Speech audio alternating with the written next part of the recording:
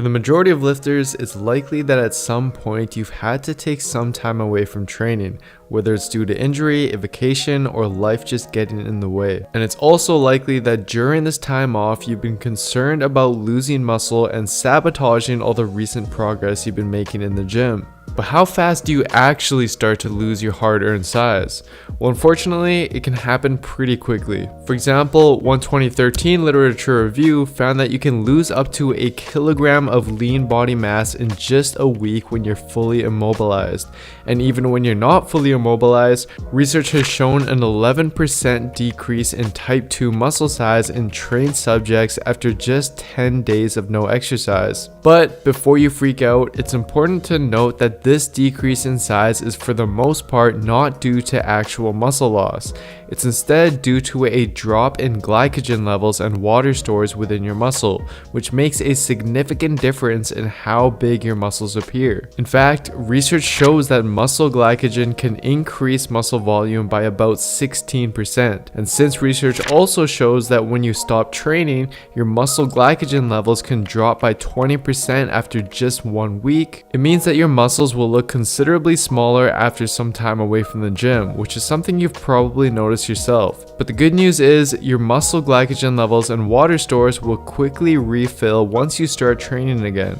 In fact, one 2013 study from the University of Tokyo illustrates this idea and found that subjects who trained intermittently with 6 weeks on and 3 weeks off for a total length of 24 weeks gained virtually the same amount of muscle as subjects who trained continuously for the 24 weeks. The only major difference, as shown here, was that the muscle size with the intermittent group fluctuated quite a bit due to increases and decreases in glycogen in the muscle, corresponding to their on and off periods, simply meaning that taking a couple weeks off from the gym won't cause any significant muscle loss, even though it may seem like it due to your glycogen and water fluctuations. However, this doesn't hold true forever, because as shown in this 2013 literature review, after 3 weeks of no training is when you'll indeed start to experience actual muscle and strength loss. But luckily, if you are planning on taking extended time away from the gym or are just going to be very inconsistent with your training for a while, then there are a few things you can do to hold on to whatever gains you can,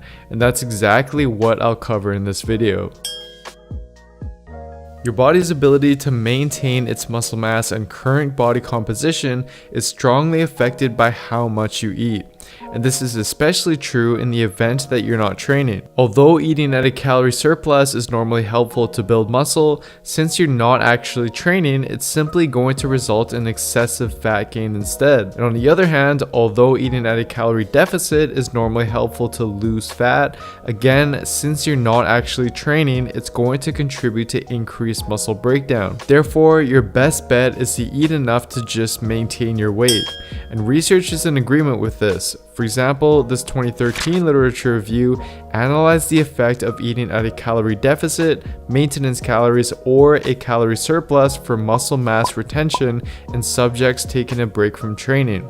As expected, they found that a calorie deficit led to the greatest amount of muscle loss. And what's interesting is that they found that eating at a calorie surplus actually led to not only fat gain, but also increased the rate of muscle loss, which they speculated was due to a variety of processes that occur from the fat gain. So again, as recommended by the researchers, simply stick to maintenance calories. And to quickly get a rough estimate of what that is for you, I'd recommend simply multiplying your current body weight in pounds by 15 and sticking to that while keeping track of your weight over time. Now your next priority should be to ensure that you're eating enough protein every day, since as expected, research suggests that maintaining a high protein intake during a period of no training helps minimize muscle loss. Now as for the exact amount, we know that sticking to a protein intake of roughly 0.73 to 1 gram per pound of body weight is sufficient, but just to be safe in your case, sticking to the higher end of this range would likely be your best bet to maintain as much muscle mass as possible. And lastly, it's important to realize that strength training isn't the only kind of exercise that can maintain muscle mass.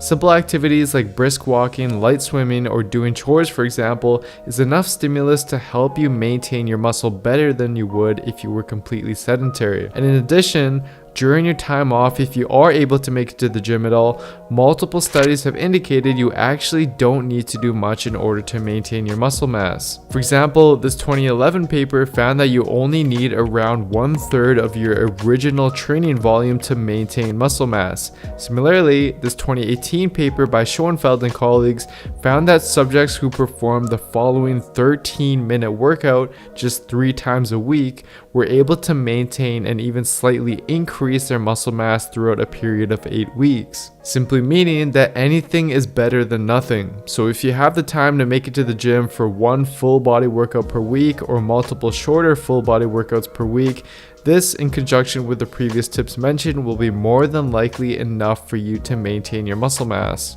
And if you're unable to do so due to injury or whatever reason, don't stress out about it, and definitely don't try to train through your injury, as this often just worsens it and makes it take a lot longer to fully recover from. And besides, muscle memory is a very powerful and proven phenomenon, meaning that any muscle and strength you do lose will be very quickly regained once you get back to your regular routine. That's pretty much it for the video, everyone. Thank you so much for watching. I hope you enjoyed it. And as always, if you're looking for a truly evidence-based program that basically combines all the research I do into an easy to follow system to transform your body, then simply head on over to buildwithscience.com/courses, where you can choose the best program for you. I'd also really appreciate it if you gave me a follow on Instagram as well, where you can stay updated with what I'm doing and see a lot of the informative content that I post there on a more regular basis. And lastly, if you enjoyed this video, then please don't forget to give it a like, leave a comment down below, subscribe to my channel, and hit that notification bell as well, as this all really does help me out. Anyways, that's it for today. Thank you all so much for your continued support. I really do appreciate it, and I hope you've been enjoying my content. I'll see you next time.